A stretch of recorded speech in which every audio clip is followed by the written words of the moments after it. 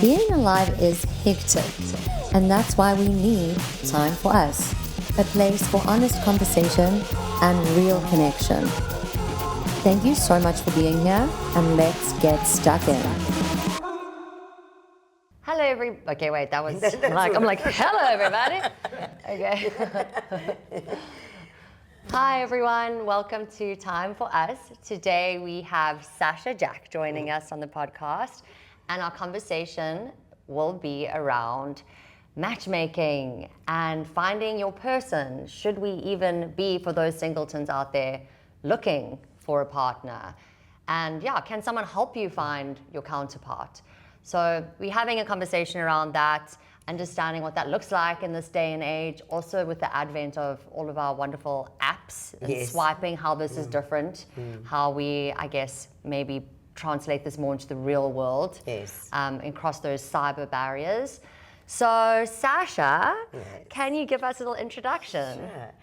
I'm Sacha Jack. My matchmaking company is called Sacha Jack. I just got into this because of a love of connecting people, really. And I've done it naturally my whole life. So I just wanted to give you a little bit more information about matchmaking. Awesome. And what I do.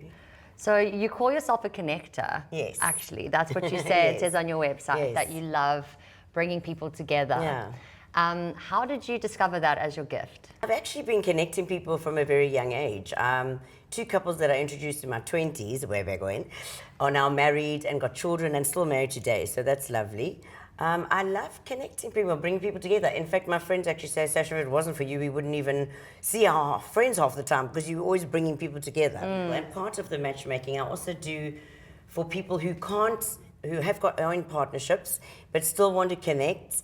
I'm doing a business networking side of the business. Okay. So to help women, entrepreneurs get together and network and connect and so if I can't help you in love, I want to help you in business, hopefully. Yeah. Yeah. Okay, so you said that you have a few stories from throughout your life of connecting people and but romantically specifically. Those were romantically, yes. Yeah. So that came naturally.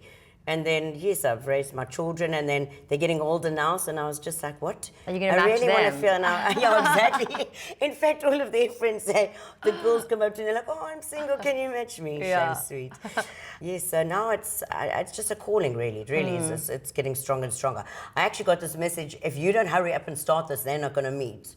It was literally like a message I got. Wow. So it's like, hurry up now. Yeah. You know. So you have a knack for it. Yeah. Okay, so based on that, do you believe that everyone has their counterpart in the world? Or yes. I'm asking that also because I feel like you have some people in life that are perpetually single. Yes. And I've actually met a few people. Like there's this one girl, I won't name names, but she is known for being a single girl. That's what she does. It comes off as if she's really enjoying it, as if it's like the lifestyle choice of her own making. But I think she's also struggled to find love. And in conversations that I've had with her in the past, she said, maybe I'm just meant to be single. Like maybe I'm just not meant to have a partner. So what are your thoughts on that? Yeah, you know, a lot of people do feel like that, but the truth of it is it's a protective mechanism too. A lot of us have our walls up because of things that we've been through in the past and what's happened to us. And it's quite hard to release that because it's a human instinct to protect yourself and safety. So you've got to get those boundaries down and work on that pain point, you know, to be able to evolve enough to work through that. Because if you don't, you will always live in that. And our subconscious doesn't have a sense of humor, as the saying goes. And you keep saying, I'm fine single. You know what? You're just going to be single. You know, you've got to actually go into that slipstream of now I'm ready to meet a partner. I'm willing to do what it takes. Just you have to be evolved enough in your soul and your heart and have worked through your things. Because whatever you don't work on is going to definitely come out in the relationship, and it's not going to work, you know. It can hit loggerheads. It's not going to work. So what do you think some of the things that people struggle with the most that people that are single? Yeah, I think a lot of people have given up hope. Yeah. I mean, the society in this day and age, things just evolve. And I mean, dating apps are amazing and they do have their place. But it's quite soulless, and it's also, you're just swiping left and right, and what can you really tell from a picture? And a lot of good people are being swiped left. And why? No one's getting to know them. And it's not displaying that. And also the fact that anybody can join. So you could have a criminal record and you could join an app. As long as you pay, you join. So that's where matchmaking is very different. Because I filter people before I even let them join. And the people that are single and struggling to find a partner, Yes. right? What do you think are some of the driving factors, like, in that struggle? Do you know what I mean? Like, Yeah, because where do they go? Honestly, I mean, in your 20s, sure, you want to party and have fun and meet people at bars. But as you get older and you just don't want to do that anymore, and the apps you do it, and then you finally find out I actually can't go on another random date, or, I just and give all my energy into this, and it feels, you actually get a bit hopeless. People start to give up. And that's where I think people are like, well, I'm just destined to be single. So there is such a calling for this, because really we need to reconnect again. We're losing a lot of that with social media, with the way the world's going. So I'm just like the good old-fashioned bringing people together. yeah. Do you think that it's still possible for people to, like, meet a partner at a coffee shop or whatever? Absolutely, Like, definitely, that happens. If what's meant for you won't pass you by. Yeah. I do believe that. I do believe that. But it's all about timing. Okay, interesting. Can you tell me more about that? Yeah, because I think it's just some people can meet and they're good for each other, but it's the wrong time. Because maybe one hasn't quite done what they wanted to accomplish in life, so they don't feel as worthy as they should, and then that shows out in the relationship and plays out in the relationship. Okay. You know what I mean? So it's also that, you can be meant for somebody, but the timing could be wrong. Okay. Yeah. So in terms of the types of people that you match, Yes. are you saying that it helps if someone's at a certain point in their life where they feel like they've checked certain boxes for themselves Absolutely, in order to fully show up in a relationship? Yes, 100%. Okay. Because the thing is, the more you love yourself, you more have the ability to love someone else. Yeah. And the more you are so secure in yourself, the more you don't rely on a relationship to make you happy. It's not something you want. It's not something you need. It's something you want, and it's an add-on for you, and it's a companionship, and it's it's lovely to be able to spend your life with somebody at that level where you both are ready to open up to love and not let your past wounds come back into the dynamics of your relationship. If you're single, you don't have your shit together. Okay, let's just say you don't have your shit together, and you cross paths with someone, and there's a connection, there's a spark. What do we do? Are we saying maybe reevaluate it, push pause? Because I also feel like sometimes that's how these things happen. You just kind of go along with it, and then you end up somewhere, and either it sucks or you keep going along with it. I mean, that's the evolution. That's the learning phase, and it's cool. You will, because unless you don't know what you want, you don't know what you don't want. You kind of, so once you go, bad boys, let's just see, that's a bit of fun. You're at that phase, and then it's nice, and then you actually realize, no. That comes with a price, because, they're interested in being bad boys, a whole lot of girls. You know what I mean? It's just, so, you learn off these things, and then you evolve. And also the bad boy, when he stops being a victim of his circumstances and really starts to change himself, a person like that can turn into an incredible partner. Can you tell us more about your clients? Like, obviously, names, surnames, no, I'm kidding. Locations, pin drops preferably. Tell us more about the types of people that are attracted to the service. Well, it's just launched on Valentine's Day this year, so it's a very new concept in South Africa. When I studied in New York, and it's very big overseas and in Europe, and I just felt there's such a calling for it here. So it's people who are actually relationship ready, to be honest. I mean, the kind of men that come to me saying, Sacha, and a lot of them are high-profiled, high-calibered men, and they are not on any social media, and they definitely are not going to do apps. So where do they go? And but I do all ages, because the thing is, I can't. Everyone's like, is there limitation? I was like, absolutely not. If people are meant to meet through me, they're meant to meet through me. So I'm like the conduit to bring the people together. And I don't want to limit ages, because also, like, I look at my mom. In fact, that was one of my inspirations for starting this. And she's such a young 70-something-year-old. She won't want me to say her exact age. 70 plus? plus? No, she's not. But she's, and seeing her lonely. And I think a lot of us have parents who maybe one of the partners has passed, and you don't want your mom or dad to be lonely, and, you want them to meet. So I've also got a soft spot for the older generation. Is it and not primarily saying- men or women? Men are my clients, and women are my members. So they're both coming in, and it's very Okay. interesting. So I'm making it my life's mission to find the good men, because everybody says there's no, girls keep saying, oh, there's no good men, there's no one out there, and I say, what you're putting out there is what you're going to get. You're going to find no good men. What does that mean when you say What is a because good man? evolved men, successful in their own right, and a man that's worked through his Yeah. stuff, and that's got high value. What do you mean by high value? High values, sorry. Yeah, And, okay. and high value in himself. Okay. So, believes in himself and backs himself and just not at that phase of working stuff through. I mean, Shane, one guy came to me and he is a bit of a serial dater. He's actually a friend, bless him. And I just said, get off the apps. You keep looking for affirmation from that female energy. You need to get into your masculine again and sit by Yeah. yourself, go walk in nature, really be by yourself. So being single is such a profound stage of your life because it really makes you accountable to yourself. You sit with your uncomfortable feelings, you sit with your loneliness, and you work through that. And then when you're comfortable in that, that's when you will draw its energy. Yeah. You will draw a more comfortable man. If you're in your exploration phase and you're going to draw the men in Yeah. that want to explore too. So it's just how energy works. So I find that super interesting, like what you've just said about how having this external affirmation or engaging in these apps is just, it's almost like a little drain on your energy. Yeah. Like you're kind of like draining a little bit of your life force, I guess, in the way Yes. that you carry yourself out. It's too much choice, almost. And it's draining because you're like, oh, God, where'd I go? And, swiping, how can you tell anything from it? I really don't know. No, I know. And I mean, so everyone that comes to me, and I just have to say this about men, because I mean, obviously I love my girls, but men have been so misunderstood.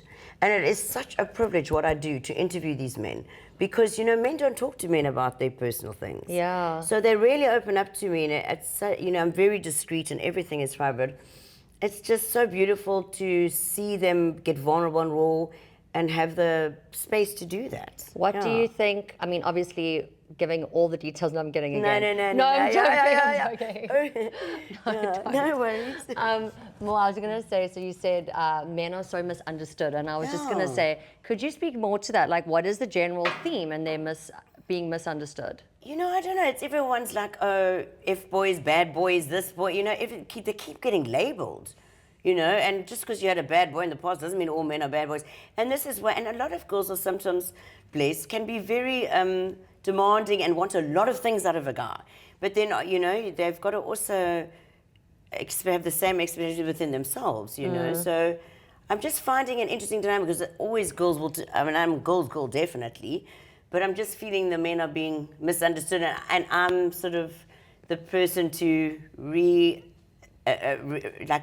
not reassess that, what's the word I'm looking for? Represent them. Yeah. So. And the types of ladies? It's okay. I mean, I've got older women who I've Okay. and I have one whose husband just passed away from cancer, or just 2 years ago. She says, all my friends say I'm not ready, but I know I am. And I'm at the last phases of my life. Why wouldn't I want to share it with somebody? Then I've got a young girl who wants to meet the love of her life and have children now.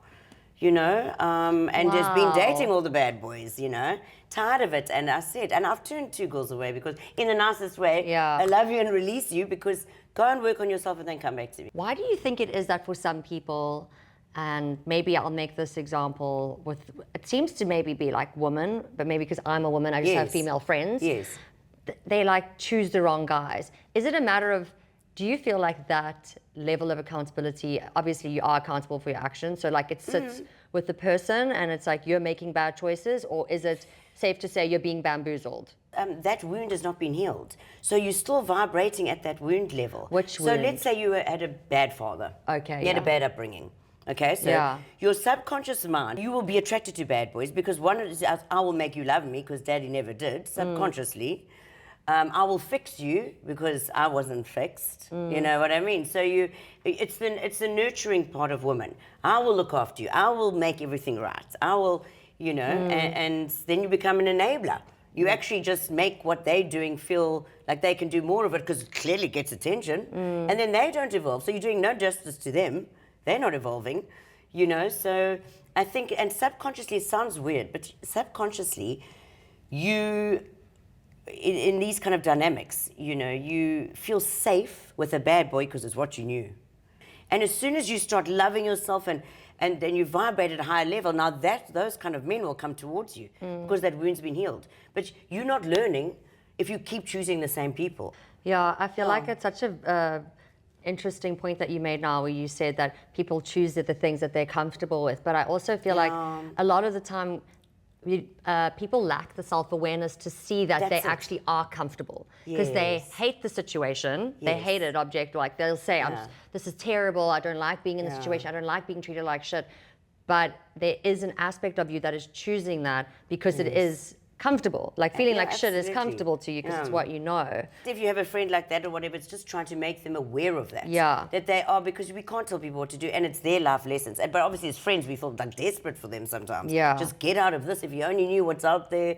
You know, I think that's the thing. People live in what they feel they deserve sometimes, and that's sad.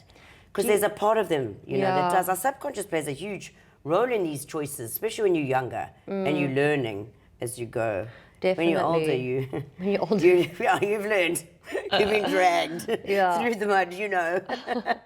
Do you not feel that sometimes there is capacity for us to learn through experience? Like, do you think it's necessary for it to be, okay, so you have to fix these wounds and then you'll have a successful relationship? Or is it possible that by relating to someone, you can also heal those wounds? Absolutely. Just has to be the right person. It just has to be the right person. They could be at a stage where you're at, where you're willing to work together on it. Because actually, the amazing thing about being single is that you're just accountable to yourself. So you can get a little bit full of SH while you're on. You can, because no one's telling you, like, don't do that, that's not cool. You know, no one's making you accountable. It's a mirror. It's going to show you all your things that you bring, and it's going to show them. But you have to be at a certain level to even get at that where you're willing to work together. I think that's what it is. You know what I mean? Where you work through those together, and you're both in that thing where you realize, okay, wow, she's making me more aware of the side of me. Kind of knew it was there, wasn't really ready to work on it, but now I love her so much, I'm willing to work on it, and vice versa. So how do you approach matching people? I'm interested to understand, like, so you have all this information about a person, you have all this other information about a person. What is it that you say to yourself, okay, I feel like this one and that one go together potentially? I know it sounds strange, but it's hugely intuitive. Really? I really do. You know, even I've done this my whole life, I'm like, oh my God, you definitely have to meet this person. Really? Like in my 20s, I would do that. Just naturally. Just something about your energies, like you've got to meet. What are those things that need to be aligned, those specific things that you see, okay, these things are incongruence, therefore I think it'd be a good match. So it's values. It's values, it's also timing, you know, it's people are already like... Hobbies, maybe. Yeah, hobbies, no, absolutely. And also, do you have time for partner? I ask them that because some men are so busy, and I'm like, I'm not going to interview you if you got no time for her. When I first started dating my boyfriend, he was going through, I mean, the business has been, it's his own company, it's a startup, so it's like, you know, he's an entrepreneur, he's super involved, and it's been going through its bumps, which was at the time securing funding. He was getting his next round of funding, and not easy. No, not easy, and there was pressure, and there was investors, and there was a whole lot of stuff going on. And I remember him being like, I think that it was a proper moment in time where he had to sit with himself and think, can I do this relationship? Like, can I actually, I'm in love with this person, the chemistry, the connection is off the charts, but like, can I actually do this? Because there's so much going on. And I remember him actually saying to me, he was like, I think he expressed his concern. Yeah, he was like, I really care about you. Like, you know, I love you. I think we said I love you within like the first 2 weeks of like being together from our first amazing. kiss. Yeah, so it was very like, you had know. an instant connection though. Yeah. Yes, you but you know what he also needs to understand is, sure, he might not have time, especially when you're younger. Obviously, as you get older, you want more time. But when you're young and you're building a business, it's hard. But the support of a woman whilst you're building a business is nothing better. Second to none. Because, you know, men can get in their heads and like, oh, I'm not doing enough. I should be more than I am. Shame. And they're very hard on themselves. And then, you know, if they've got that support, that's what I'm saying. You kind of can also be at that phase where you are willing to see it through with them, and your relationship will grow stronger and stronger. So I have another question.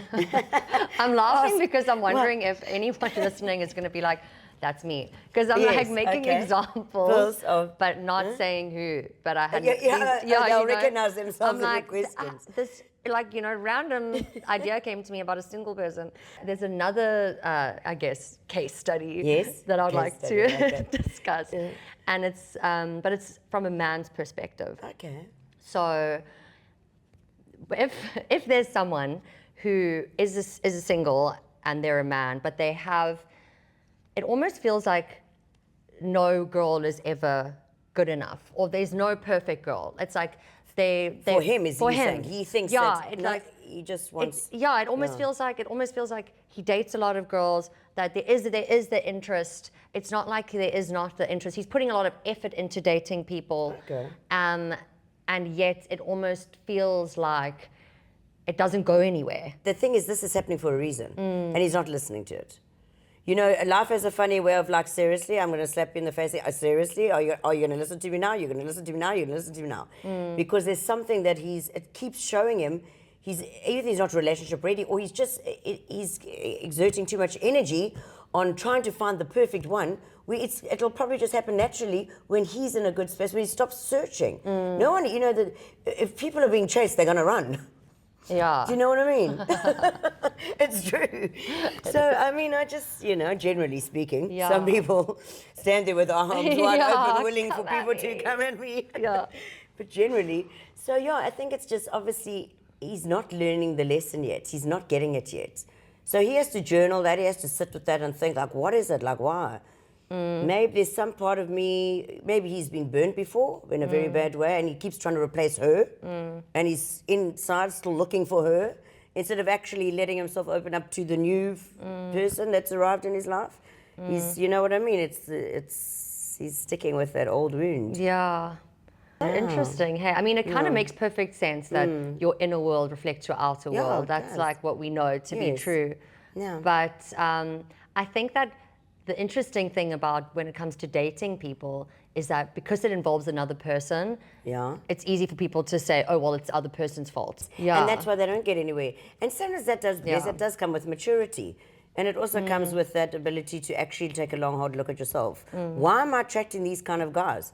And that's a big step, because like anything in life, it's like we said, it starts with awareness. Someone from my podcast yesterday was saying that, it was a different conversation, but she was saying how, and when you slip up or when you let yourself down, is to just receive yourself with compassion and love. That. Because absolutely, when you criticize yourself, that becomes fuel to feed the behavior again. And don't beat yourself up, because the beating yourself up is worse than what you did. So how much do you think compatibility versus chemistry comes into play? I think when you're especially when in my at least understanding of matchmaking, it's someone's looking to build a life with someone. They're looking for that commitment. Yes. So can you forego chemistry for compatibility, or is that dangerous? It's actually a very interesting question. I think chemistry is like any sort of dopamine hit. They've proven that it takes a dopamine hit like that will last longest up to 18 months.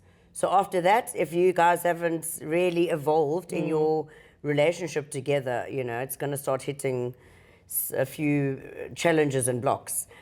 Actually the beauty of falling in love with a person over time. I always said this joke. I said, you definitely know you're getting older when you actually look at a guy and you're like, oh my God, how nice is that big nose or these big ears or something. That it's not always physical. Yes. When you're young, it's like, oh my God, he has to be hot. Yes. Yes. Oh my God, he's got like a belly. I can't do that. Oh my God, I can't do that. I can't do that. But when you love someone's heart, it's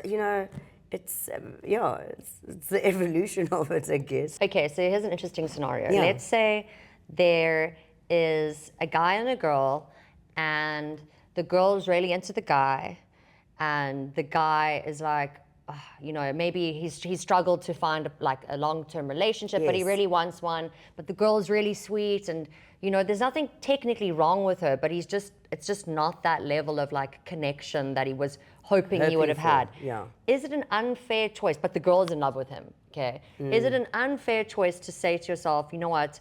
I've been going down this road of relationship or like dating, and I'm actually a bit exhausted. I do want a relationship. Let me give this a whirl. What do you think is a fair path forward if you don't have that chemistry with someone, but you just think, maybe I should try it out? Is that cruel? Do you think that levels of interest need to be matched, need to be equal in order to have a successful relationship experience? Not necessarily, because the people, you know, like we were saying earlier, like you with you meet and he's going through these struggles, but you mature together going forward, you know, so you can't just give up because, okay, he's starting a business and he doesn't have time for you. No, you love each other and you make it work, you know, as best you can. And if it really is like it keeps the same lesson, keeps happening, you'll realize because life will, and your intuition will be like, okay, this thing keeps happening to me, keeps happening to me. Why? Ask that question, why? If someone comes to you, they're like, look, I want to join the matchmaking service. And then you think, okay, look, I resonate with you. There's something about you. Let's just say you're not ready. You're not yet ready there yet. You know? Yes, yeah. Does that make sense? You're to not me, there yet. I don't know if our brains are wired the same, but it did. Oh, you're not there yet. But I want to help you on this journey. What kind of homework do you give them to do? I would send them to a relationship and dating coach, or a life coach, or a psychologist. Yeah, so I would definitely advise them to just go. And if they don't have the, you know, the get girls, help. get help. Yeah. If the girls don't have, you know, if they can't afford that sort of thing right now, then, you know, definitely just journal and spend time with yourself and really, and just say, why am I doing this? Sometimes just writing the word why makes like the universe, your angel, whatever you believe in, God, whatever your belief is, you know, they want to give you messages, but they can't until you ask it. Yeah. They can't help without your permission. What are your thoughts on this dynamic? In this relationship, the one partner seems to be a lot more invested than the other. So let's say there was a couple, they've been together, they broke up for whatever reason, but then they got back together. And one of the parties in that part of coming back together is really committed and invested in the other partner, but then the other party feels as though they're kind of just settling. Would you say that it's considered like an unhealthy choice to settle? Is it okay to settle? Like, what do you think? I know, it's such a terrible word, isn't it? Settle. It makes you sound like you're compromising yourself, but actually maybe that's what's happening a little bit there in that dynamic. Yeah, you know, it's difficult to say, and I suppose the longer you're in a relationship with somebody, the more you can work that out. The reason they're parting is there's an element, and then coming back, there's an element of it that's a hook. But it's not filling the full capacity of what they're looking for, you know? Relationships are multifaceted, but it's filling that one need, and that's why they keep coming together. But they're not evolving, they're enabling. But if you do come back together, don't come back at the level you were left. I'm almost feeling like, based on this little bit of conversation we've had, that the person who has invested themselves in the relationship, again, even though they feel like they might just be settling, is possibly, to your point, just using the relationship as a distraction from having to deal with whatever potentially he might have to having to deal with potentially whatever he might need to deal with in order to evolve, as you said. Yes. So it's like, as sad as it looks from the outside, like, oh, shame, he's in like this relationship and like maybe you can do better. It's also like, well, he's also a grown-ass man. Exactly. Making the choice to be in this 100%. dynamic. So maybe it's serving him in some other way, even though it looks like sad. It's probably sheltering him from having to deal with the shit in the real world. Exactly. By having a partner who's just showing up for him. Yeah, and whatever you focus on evolves. So the thing is, he's focusing on that hook. And if he's finding that hook in other women, he's never going to, you see. So he's not evolved, and he's giving that so much attention, whatever that hook is that they've got together. What is an example of a hook, do you think? Like a great sex life? Yeah, exactly. Okay. That could be one of them, great sex life. Okay. Or I love the way she, my parents love her. Oh, got you. Or I love the way, you know, like, I'll stay because my family loves her. I hate the hook. Yeah, no, you see the hook. The worst hook is when we planned a vacation together. Yeah. Do you know those hooks? When your relationship's in shambles, but then you plan to go overseas months prior, and then it's like, the holidays coming. And now you're like, really? Everyone's like, we can't break up. Can we get a refund? Yeah, we can't break up until after Thailand. Yeah. That's you know, the worst.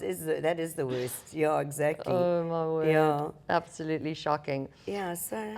Okay, any other advice that you have for people when it comes to differentiating between fear and intuition in the dating world? Crazy enough, they kind of sometimes interlink. Your fear is there to make your intuition kick in. Oh, really? Yeah. Sometimes you're feeling something that... Yeah. At one point. The other point, it could be fear because it's now facing the same situation which hurt you last time. Now I've got a fear. Now you're building a wall. You see, so, and that's not, so the fear is to ignite something. Think about this. Why are you feeling scared? Are you scared of yourself making the wrong decisions again?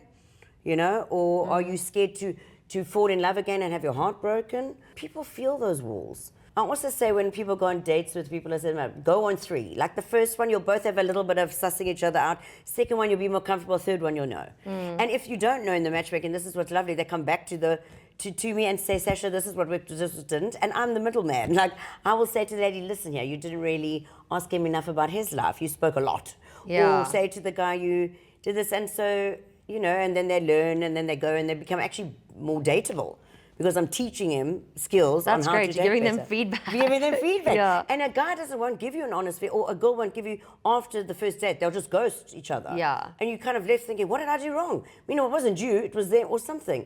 This way, I'm the person who gives feedback and says, okay, this is the room for improvement, and this is where...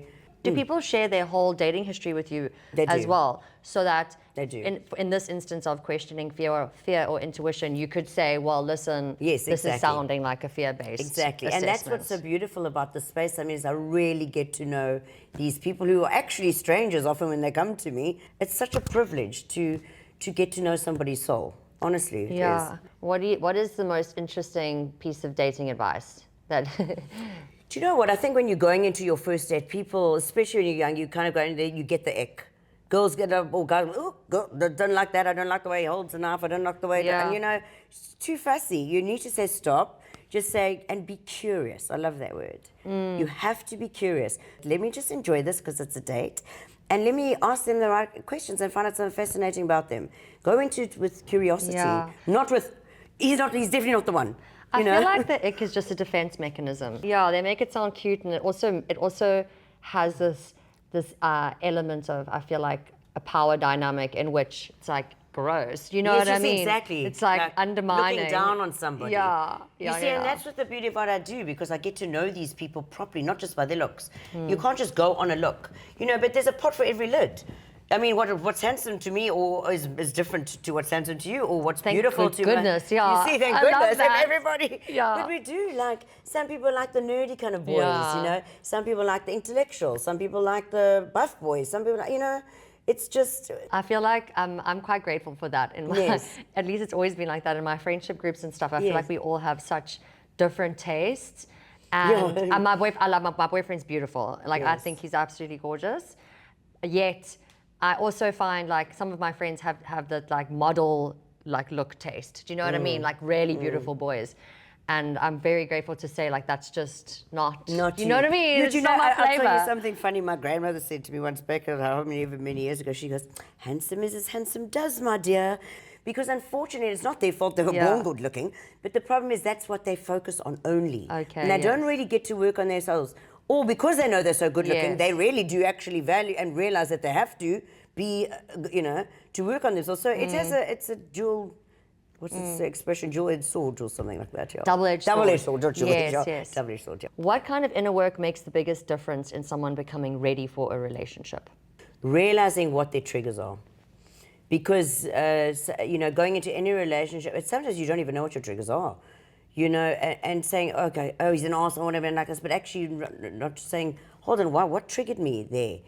Oh, yes, my ex used to do that. I don't like that. So I know now this is something that I won't tolerate anymore. It's also boundaries. There's certain, you know, people are evolving at different times. How can someone identify, like, what would you say a trigger is? Because you know what I mean? Like, identify your triggers. Does that mean, like, okay, that made me feel a certain way in my body, that pissed me off? Yeah, exactly that. Okay. Yeah, that makes me feel a certain way. But it's also, that comes with that fear thing again. There's a fear, you know, you're feeling scared. Is it to protect you, or is it just because it's familiarity? Oh, I'm scared to commit, or I'm scared of and you create this whole story for yourself. Of course you're not going to meet anyone when you like that, or you're going to meet the person who's also created stories for themselves at that level. Do you know what I mean? And then it's the wrong person, because you're enabling, you're not learning, you're not growing off each other. You're like what you said with your boyfriend, which is lovely. You've got that foundation, and you saw each other through that tough stage of your relationship, and 100% you will grow even stronger and fall more in love with each other. Yeah, it actually has been great. Yeah, your level of love deepens. Yeah, it does seem that way. Yeah. Very lucky. Yeah. Okay, well, Sacha, that was such fun. Thank you for bringing Thank so you much for having me. energy and life into this conversation. I really enjoyed Yes, it. thank you. I loved it too. Yeah. Thank you for taking the time to talk to me. Yay! Thank you. I appreciate it. So I hope that you enjoyed that, everyone. I feel like one of my favorite parts, and it stuck with me, is this whole concept of if you're in a relationship or you're in a dynamic that is not allowing you to grow, if you're in that kind of a push and pull, that you're actually just enabling a less enlightened version of yourself and you're not allowing yourself to evolve. I found that to be super impactful. So I hope you enjoyed this episode. Please will you follow, where can everyone find you? Sacha, so Sacha with a C, so S-A-C-H-A, and then Jack, J-C-K. So www.sachajack.com. Or Sacha Jack on social media, yeah. Okay. Sacha_Jack. Perfect. So if you're single out there and you're looking to find your counterpart, Your person. yeah, reach out to Sacha. Yeah. And you're on Instagram and all that jazz. Yes, exactly. Okay, perfect. You know, the thing about matchmaking is just another thing I just want to add is it is a slow process, obviously, because people are so used to instant gratification. The people must come to me now, they're ready for a relationship and now they're looking for a long-term thing. You know, they've gone through the phase of, I'm having fun. Yeah. And like do that, dates. definitely go through that, but then come to me when you're ready because people are coming to the system all the time. Your person, you might meet after 1 week with me, you might meet it after 1 year. That's why I do 1 year contracts. Okay. And what I do is I say to the girls, which actually they didn't teach me this in the States, but I actually felt this is more authentic for me, is that I only want to start the 1 year contract after your first match. I'm not going to start a contract and just now you're 10 years old and you haven't met. Because once you've gone on your first date, then I can work with you and you can say, okay, oh, that's what I like, that's what I did. And now we're working together. Now we've got a year's contract. I didn't feel right just saying, okay, the day you pay is the day you're here. Yeah. I was like, no, the day I met you. Okay. Because maybe you're in my system for a bit longer and that's okay. Yeah. Because you're now looking for the one. Yeah. These things take time. It's not... Yeah. So, exciting. Sorry, just wanted to No, say don't that. say sorry. No, Absolutely. add that. Yeah, Last bit, perfect. yeah. I think that sounds Yes. very honest. Okay, well, like this episode, follow me, you know where to find me. Yeah. This is the name of the podcast, in case you forgot. Time for us. Thank you, guys. Until our next episode together, have a great day. Mwah.